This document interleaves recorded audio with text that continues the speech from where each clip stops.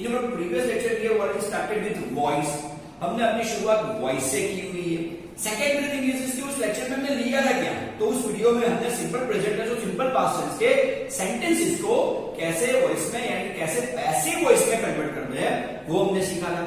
आज के लेक्चर में what we are gonna start, तो आज के लेक्चर में we are definitely gonna start with modal auxiliaries. Okay, you people may be thinking like this, ये मॉडल ऑक्सिलरीज क्या होता है? Actually it's abbreviated form, teachers used to speak MA in place of modal auxiliaries. Okay, तो ऐसी ही कुछ आदतें मेरी भी हैं, तो मैं भी हमेशा ही क्या बोलता हूं, तो मैं भी हमेशा मॉडल ऑक्सिलरीज इतना लंबा नहीं खींचता, मैं भी इतना ही बोलता हूं MA, तो शॉर्ट फॉर्म में हम इसे बोलेंगे क्या, MA। तो आज हम सीखने क्या वाले हैं, तो आज हम यही सीखने वाले हैं कि MA की जितनी भी वाक्य रचना है, या चाहे वो पॉजिटिव हो या नेगेटिव हो या इनवर्स या इंट्रोगेटिव हो, व्हाटएवर इट इज, ओके, उसको हम पैसिव वॉइस में कैसे कन्वर्ट कर पाएंगे। ओके, तो सही है, there are certain keys, with the help of those keys we can easily convert model of this active sentence into a passive voice. Okay, so let's, without wasting any time, let's begin with model auxiliaries. सबसे पहले आपको यही लगेगा कि सिर्फ model auxiliaries में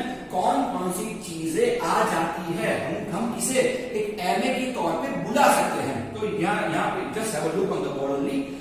MA में आता है shall, will, can, could, may, might, should, would, must, etc. वगैरह वगैरह वगैरह। ओके, वैसे तो काफी सारे मॉडल ऑक्सिलरीज हैं, लेकिन अभी हम किन किन मॉडल्स पर कॉन्सेंट्रेट करने वाले हैं, तो अभी हम कॉन्सेंट्रेट करने वाले हैं shall, will, can, could, may, might, should, would और must पर ही हम ज्यादातर कॉन्सेंट्रेट करने वाले हैं। ओके, तो yes, in our today's lecture we are to convert modal auxiliary sentence into a passive voice. Okay, अब पहली ही बात आपने दिमाग में अच्छी तरह से फिट कर लीजिए कि जब भी कभी आप मॉडल से MA के कोई किसी भी सेंटेंस को अगर पैसिव वॉइस में कन्वर्ट करना चाहते हैं, तो आपको दो चीजों का हमेशा ही ध्यान रखना है। ओके, आपको लगेगा सर कौन सी दो चीजें जिसका हमें हमेशा ही ध्यान रखना है जब भी कभी हम MA के किसी भी सेंटेंस को अगर पैसिव में कन्वर्ट करना चाहते हैं तो। ओके, सबसे पहली बात यह है कि जो कोई भी हमारी MA है, ध्यान से सुनिएगा, कि जो कोई भी हमारी मॉडल ऑक्सिलरीज है यानी जो कोई भी हमारी MA है, वो कभी भी अपने ऑर्डर से आगे या पीछे पैसिव वॉइस में होने वाली नहीं है। Again I am gonna repeat that, जरा ध्यान से सुनिए। ओके, कि जो कोई भी अपनी MA है यानी कि जो कोई भी अपनी मॉडल ऑक्सिलरीज है, वो एक्टिव में आपको जिस क्रम में, एक्टिव में आपको जिस ऑर्डर में ली गई है, उसी ऑर्डर में उसी क्रम को वो पैसिव वॉइस में भी फॉलो करेगी। यानी मेरा कहने का मीनिंग यहाँ पे इतना ही है, अगर मॉडल्स यानी कि MA मुझे एक्टिव में दूसरे क्रम पे दी गई है, तो पैसिव में भी कौन से क्रम पे रहेगी, दूसरे क्रम पे रहेगी। ओके, अगर तकरीबन ऐसा कभी होता नहीं, लेकिन अगर हो जाएगा कि MA मुझे पैसिव में कौन से क्रम में दी गई है, एक्टिव में अगर मुझे दी गई है तीसरे क्रम पे, तो वो पैसिव में भी कौन से क्रम पे आएगी, तीसरे ही क्रम पे आएगी। वो अपना ऑर्डर, अपना क्रम कभी भी नहीं छोड़ेगी। ओके, अगर मान लीजिए अगर कोई सेंटेंस इनवर्स या इंट्रोगेटिव सेंटेंस है, तो इंट्रोगेटिव सेंटेंस में आपको ज्यादातर मॉडल्स फर्स्ट क्रम पे लिखेगी। ओके, वो पहले ही क्रम पे लिखेगी, वो पहले ही सेंटेंस के शुरुआत में ही आपको दिखेगी। अगर मॉडल्स सेंटेंस की शुरुआत में है, तो जब भी कभी ऐसे सेंटेंस को हम पैसिव में कन्वर्ट करते हैं, तो ये चीज हमेशा ही याद रखिएगा कि हमको MA उस टाइम पर सबसे पहले पैसिव की शुरुआत में ही लिखना है। तो सबसे पहले मॉडल्स की जो सबसे अगत्य की सबसे इंपॉर्टेंट जो चीज है वो यही है कि मॉडल्स कभी भी अपने स्थान को चेंज नहीं करेगी। ओके, यानी कि वो एक्टिव में जिस स्थान पे है, वो पैसिव में उसी स्थान पे रहेगी। यानी मेरा कहना का क्लियर नहीं लिखा है कि एक्टिव में अगर वो दूसरे क्रम पे है, तो पैसिव में भी दूसरे क्रम पे ही आएगी। एक्टिव में अगर वो पहले क्रम पे है, तो पैसिव में भी पहले क्रम पे आएगी। अगर एक्टिव में वो तीसरे क्रम पे है, तो पैसिव में भी तीसरे क्रम पे ही आएगी। वो कभी भी अपने स्थान से आगे पीछे होने वाली नहीं है। अपने दिमाग में ये सबसे पहली सबसे इंपॉर्टेंट बात बिठा के रखिए। Okay, secondary thing is this, okay, कि जब भी कभी आप मॉडल्स के किसी भी सेंटेंस को, चाहे वो पॉजिटिव हो, चाहे वो नेगेटिव हो, चाहे वो इंट्रोगेटिव हो, किसी भी तरह का सेंटेंस क्यों नहीं है, जब भी कोई आप मॉडल्स के किसी भी सेंटेंस को अगर पैसिव वॉइस में कन्वर्ट करते हैं, तो आपको हमेशा ही मैंडेटरी एक वर्ड लिखना होगा, that word is B. B के बगैर आप किसी भी मॉडल ऑब्जेक्ट्स के किसी भी सेंटेंस को पैसिव में कन्वर्ट नहीं कर पाएंगे. ओके, तो what you need to put into the sentence, okay, when you are converting an active voice into a passive voice, you must have to put B after M A. So M A के बाद में B word आना compulsory है. Okay, मैंने देखा कि ज्यादातर student B word को कई बार चूक जाते हैं, भूल जाते हैं लिखना. ओके, अगर आप चूक गए, अगर आप भूल गए तो सोच लीजिए आपको मार्क को भी भूल जाना है. ओके, बी यहाँ पे मैंडेटरी है, बी यहाँ पे कंपल्सरी है. जब तक आप सेंटेंस में बी नहीं लिखेंगे तब तक आप वर्ब का थर्ड फॉर्म ला नहीं पाएंगे, यानी कि past participle you can not use into that sentence until and unless you put B after M A. Okay, M A अपने स्थान से कभी भी नहीं खींचेगी. वो जो जिस क्रम में एक्टिव में है उसी क्रम पे पैसिव में रहेगी. वो अपने क्रम से बिल्कुल भी आगे पीछे होने वाली नहीं है. दूसरे क्रम पे एक्टिव में तो पैसिव में भी दूसरे क्रम पे, एक्टिव में प्रथम क्रम पे तो पैसिव में भी वो प्रथम क्रम पे ही आएगी. वो अपने स्थान से हिलने वाली नहीं है. सेकेंडरी थिंग एम ए के बाद में हमें बी शब्द कंपल्सरी लिखना है. जब तक बी नहीं तब तक पैसिव वॉइस से इतना याद रखिए. और बी आने के बाद ही अपने को वो वर्ब का V3 फॉर्म लाना जरूरी है. ओके, तो जब भी आप अभी मॉडल्स या एम ए के किसी भी सेंटेंस को पैसिव में कन्वर्ट कर रहे हो, इतनी चीजों का बारीकी से आपको ध्यान रखना ही है. अगर इसमें से एक भी चीज की अगर आपने चूक कर दी तो समझ लीजिए मार्क आपके हाथ से फिसल जाएंगे और ऐसा डीएम से कभी नहीं छेंगे. ओके, चलिए अभी हम क्या कर रहे हैं, तो we are start with the positive key of that. Okay, again I am repeat that model objects में हम तीन चीजों का समावेश कर सकते हैं. तो modal objects means shall, will, can, could, may, might, should, would, must वगैरह वगैरह वगैरह. ओके, सेकेंडरी थिंग इज जब भी कभी आप पैसिव वॉइस करते हो, ओके, जब भी कभी आप पैसिव वॉइस कर रहे हो, ओके, इतना हमेशा ही याद रखिएगा कि जब भी कभी आप किसी भी एक्टिव सेंटेंस को पैसिव में कन्वर्ट कर रहे हो, सबसे पहले आपको करना क्या है. तो सबसे पहले जैसा ही सेंटेंस आपके हाथ में आएगा, सबसे पहले आपको सेंटेंस में से क्या ढूंढना है, ऑब्जेक्ट ढूंढना है. और जो भी ऑब्जेक्ट आपके हाथ लगेगा उसे उठाकर कहां लाना है, सेंटेंस की शुरुआत में लाना है. तो यहाँ भी जब भी हम कभी किसी सेंटेंस को पैसिव में कन्वर्ट कर दे, चाहे वो सिंपल प्रेजेंट हो, सिंपल पास्ट हो या मॉडल्स हो, और आगे जाके किसी भी तरह का वॉइस क्यों ना हो, सबसे पहले अपने को यही काम करना है कि जैसा सेंटेंस अपने हाथ में आएगा, सबसे पहले हम सेंटेंस में से क्या ढूंढेंगे, ऑब्जेक्ट को ढूंढेंगे. और जो कोई भी अपना ऑब्जेक्ट है उसे उठाकर हमें क्या लाना है, सेंटेंस की शुरुआत में लाना है. तो हमेशा ही याद रखिएगा कि पैसिव की शुरुआत में हमेशा ही अपने को क्या लिखना है, ऑब्जेक्ट लिखना रहता है. ऑब्जेक्ट कहां पे मिलता है एक्टिव वॉइस में, मैंने पार्ट वन में दिखाया था. ऑब्जेक्ट हमको हमेशा ही मिलता है वर्ब के बाद में, यानी कि हमेशा एक्टिव के थर्ड प्लेस पे हमको क्या मिलेगा, ऑब्जेक्ट मिल ही जाएगा.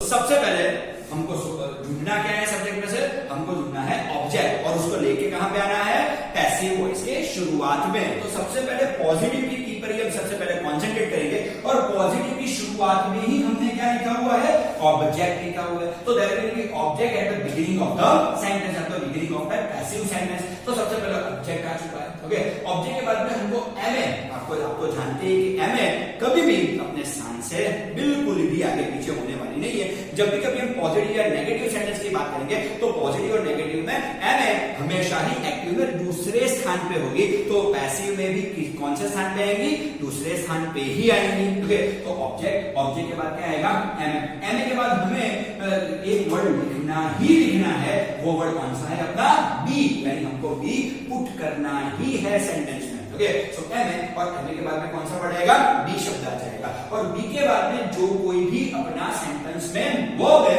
उसका V3 फॉर्म, यानी उसका past participle we are gonna use into that sentence. तो what can be our key, सबसे पहले ऑब्जेक्ट के बाद एम ए के बाद क्या आएगा, बी के बाद क्या आएगा, V3. और जैसा ही सेंटेंस में हमने V3 लिया है वैसे ही अपने सेंटेंस में क्या लेंगे, बाय, और बाय के बाद क्या आएगा, subject to object. We are gonna use like this. So whenever you want to convert an active voice of a model auxiliary into a passive voice, this can be your proper key. जैसे हम इसमें सबसे पहले object के बाद M A के बाद B के बाद V3 के बाद बाय के बाद क्या आएगा, सब्जेक्ट टू ऑब्जेक्ट. अगर आप ध्यान से देखिएगा तो हकार ले लीजिए, नकार ले लीजिए, प्रश्नार्थ ले लीजिए, सभी की कीज में एक चीज कॉमन रहेगी कि बी के बाद का ये फॉर्मेशन है B V3 by subject to object, ये जो फॉर्मेशन है formation will be the same, but without wasting any time let's go for negative sentence. Whenever you want to convert a negative sentence of model of the wrist into a passive voice,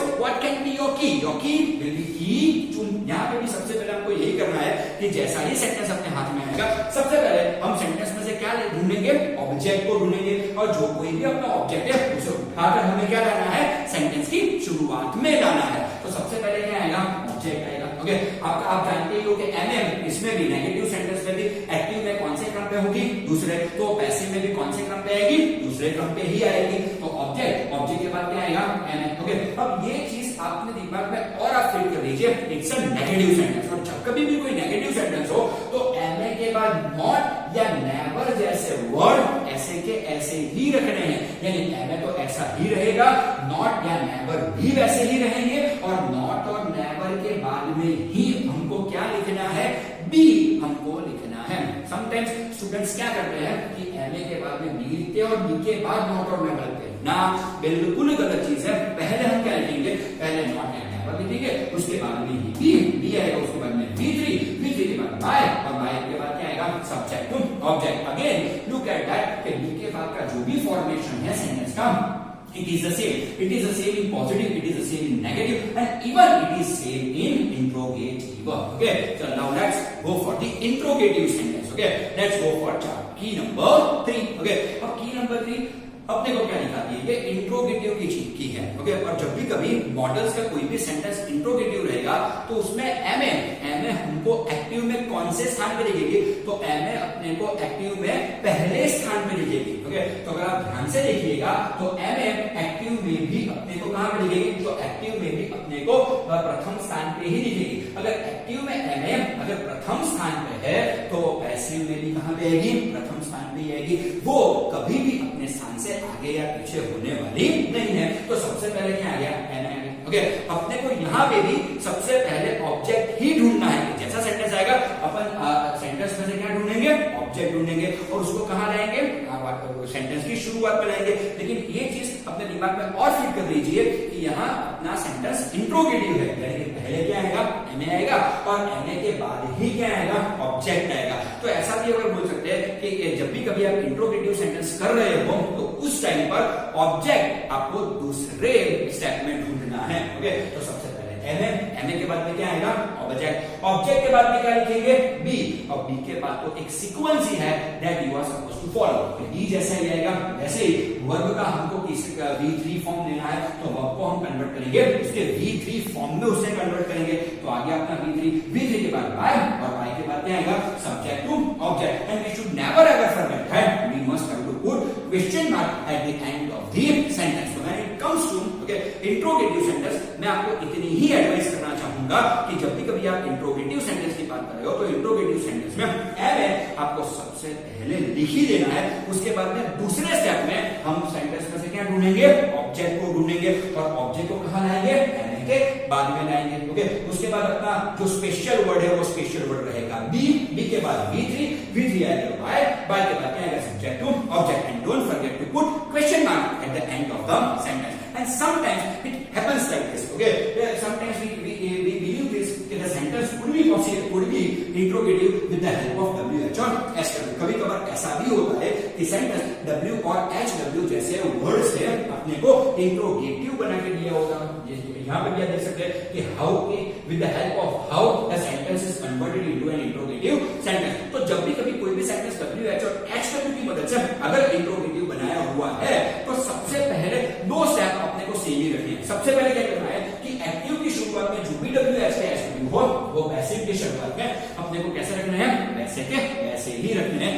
WH और HW में भी कोई परिवर्तन अपने को passive voice में लाने की जरूरत नहीं है. Secondary thing is if you see the sentence, तो यहाँ पे भी मॉडल ऑफ दिस कौन से क्रम में है? दूसरे क्रम पे.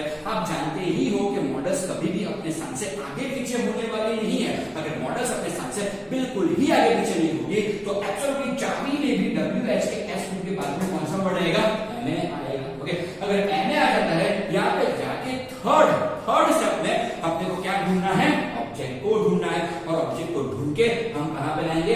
के बाद में ले आएंगे। तो एम आ गया, एम के बाद में ऑब्जेक्ट भी है, ऑब्जेक्ट के बाद में अपना वही पुराना word B will be there. और जैसा as soon as you put be into the sentence you are supposed to follow a particular sequence of the sentence। Okay, जैसे ही बी आएगा कि बी के बाद V3 के बाद बाय और बाय के बाद क्या आएगा subject to object. Again it is an interrogative sentence, so definitely we are gonna put question mark at the end of the sentence. आप कोई भी चार्ट देख लीजिए, पॉजिटिव देख लीजिए, नेगेटिव देख लीजिए, इंट्रोगेटिव देख लीजिए, WH और HW से इंट्रोगेटिव देख लीजिए, सभी जगह पर बी के बाद की चाबी में आपको कोई भी डिफरेंस दिखने वाला नहीं है।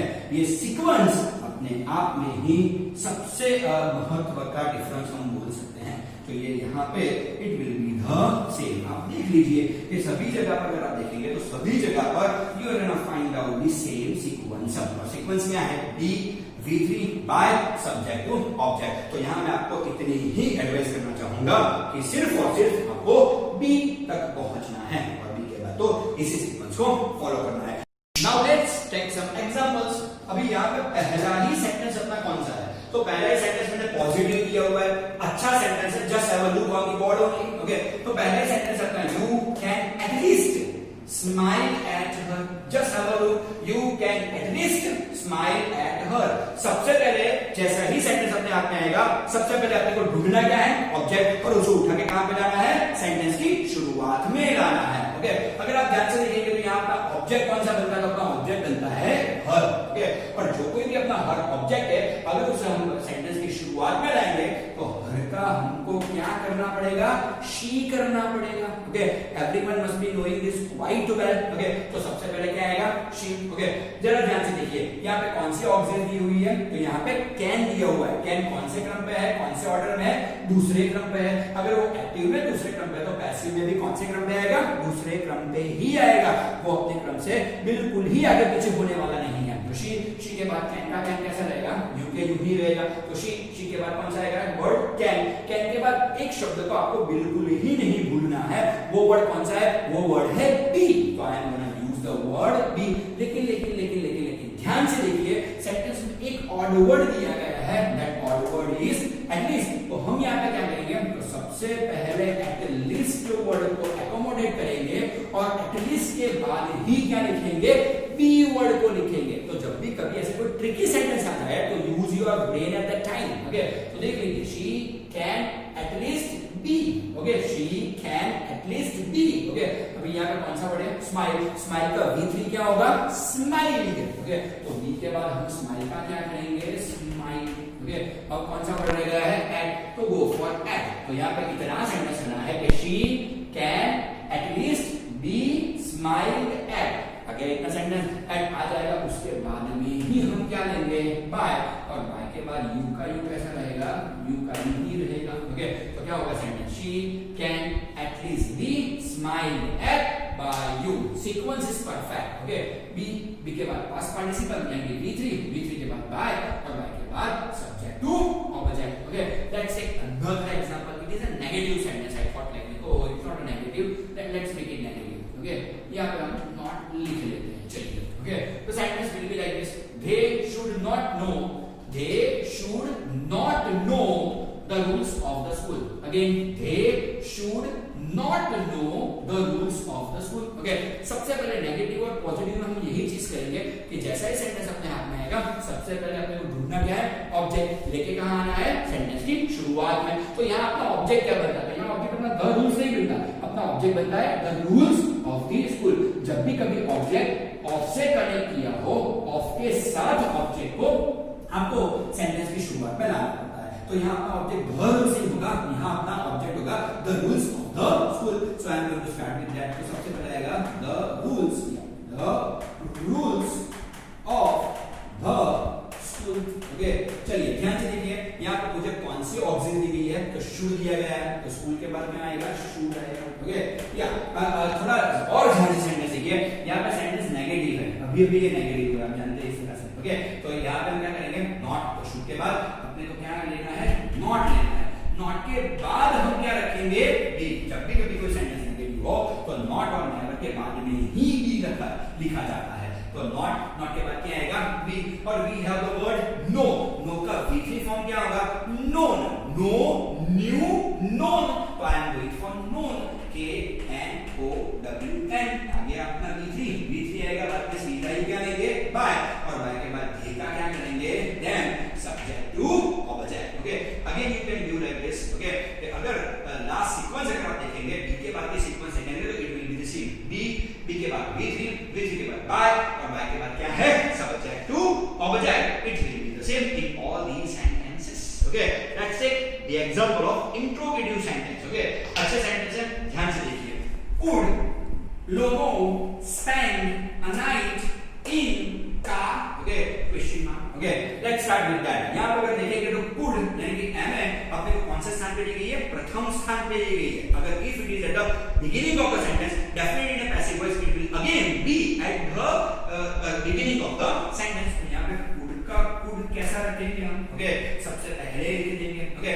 अब दूसरे स्टेप में जाके अपने को क्या ढूंढना है सेंटेंस में से, अपने को ढूंढना है ऑब्जेक्ट, यहाँ पे ऑब्जेक्ट का काफी सही है, could Lomo spend a night, तो सब्जेक्ट कौन सा है, ऑब्जेक्ट कौन सा है अपना यहाँ पे a night ऑब्जेक्ट है, तो could के बाद हम क्या लिखने वाले हैं night, okay, तो देख लीजिए बिल्कुल कोई भी सेंटेंस पकड़ के चलिए वो की से बिल्कुल भी डिविएट नहीं होगा, एम के बाद ऑब्जेक्ट, तो could के बाद ऑब्जेक्ट, अब मुझे कौन सा वर्ड लेना है बी, और जैसा ही मैं बी लिखूंगा मेरी सीक्वेंस मुझे फॉलो करनी है, ओके, तो could a night be, okay, spend, what can be the V3 of spend, it is spent, जैसे build का built होता है वैसे spend का क्या होता है spent होता है, तो could a night be spent, ये अपना spent, okay, चलो जैसे ही V3 आएगा अपने को क्या लेना है by, और by के बाद Lomo का Lomo, it will be the same, okay, हाँ, at the end of the sentence we must not forget to put question mark, तो sentence क्या होगा, could a night be spent by Lomo, oh, I do have an odd word, okay, in car, so I am going for in car, और last में क्या करना है question mark, yeah, this could be our sentence, could a night be spent by Lomo in car, question mark, okay, let's take the last example to this, okay, last example क्या है, how could an old mother take care of everything, it's a very good kind of sentence I can say, okay, सबसे पहले देखिए यहाँ sentence interrogative तो है but with the help of how, तो अपने को क्या करना है सबसे पहले हाउ ऐसा ही रखना है, ओके, आप जानते हैं कि could वो मॉडल ऑफ दिस वो एम है वो अपने स्थान से बिल्कुल ही आगे पीछे होने वाली नहीं है, तो could भी वहीं पे रखेंगे, देखिए जब भी कभी कोई सेंटेंस WH और HW की मदद से अगर इन्वर्स किया गया है तो पहले दो स्टेप नहीं लेंगे WH और HW एम है, तो यहाँ पे WH और HW और एम है, यहाँ पे जाके तीसरे स्टेप में हम सेंटेंस में क्या ढूंढेंगे ऑब्जेक्ट ढूंढेंगे, बस just have a look over here, इस सेंटेंस में बहुत सारे लोग कंफ्यूज हो जाते हैं, लेकिन you must not get confuse with this sentence, यहाँ पे देखिए यहाँ पे मेरा वर्ब, ध्यान से सुनिए, यहाँ पे मेरा वर्ब टेक नहीं है, यहाँ पे मेरा वर्ब टेक केयर भी नहीं है, यहाँ पे मेरा वर्ब क्या बनता है take care of, actually take care of is a phrasal verb, you know that कि टेक केयर ऑफ कोई अलग अलग वर्ड नहीं है, टेक केयर ऑफ एक पूरा ही वर्ड है, टेक केयर ऑफ किसी की संभाल रखना, तो टेक केयर ऑफ वो अपना पूरा एक ही वर्ड है, तो यहाँ पे टेक केयर ऑफ वो अपना वर्ब हुआ जिसका हमें V3 फॉर्म पैसिव सेंटेंस में लाना है, अगर टेक केयर ऑफ यहाँ पे अपना एक ही वर्ड हुआ तो यहाँ पे अपना ऑब्जेक्ट क्या बनता है एवरीथिंग बनता है, यहाँ पे अपना ऑब्जेक्ट, ओके, तो हाउ कुड, उसके बाद में यहाँ पे अपना ऑब्जेक्ट क्या लिखेंगे हम एवरीथिंग लिखेंगे, तो हाउ कुड एवरीथिंग, देखिए यहाँ पे, ओके, तो हाउ कुड एवरीथिंग, अब कौन सा वर्ड आएगा बी आएगा, ओके, और जैसा ही हम सेंटेंस में भी लिखेंगे